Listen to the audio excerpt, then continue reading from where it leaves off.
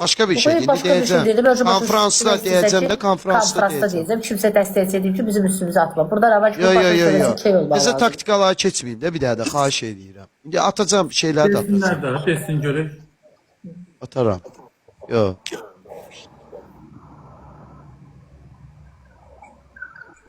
Yetdi əlcəyin üçün uşaqlar. Dağlar 5 qat.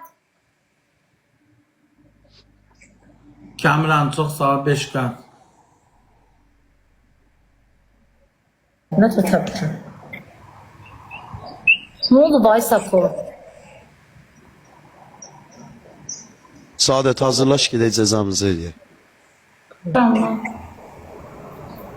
Ya da istəyirsən gəlib götürüm sən. Bir dənə restoran gözlə görüm. Arafalarım sən. Kim ağarıda kimdə qurtulur debilək görər. Nə görürəm? Peki kimsə sənə yalandan nəsə yazır. Aysako sənə dünənki dəstəkçilərə görə deyirsən, onlar hər gün gəlib kimə dəstək olurlar ki, səhət olsunlar. Lama, mən yerin altında bilirəm, üstündə bilirəm. Lazım gəlsə çox adamı susuz aparıb susuz gətirərəm. Mən hər şeyi yaxşı görürəm.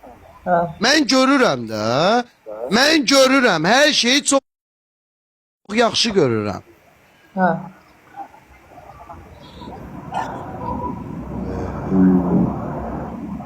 Nə bilim oldu.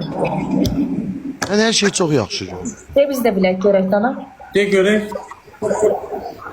Kim Konferansda qurtulur? deyəcəm, konferansda. Konferansda. Konferansda deyəcəm.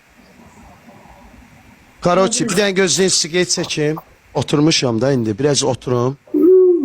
Siz 2-də cəzavüz eləmişdiniz. Bir dənə bir saniyə üz üstə.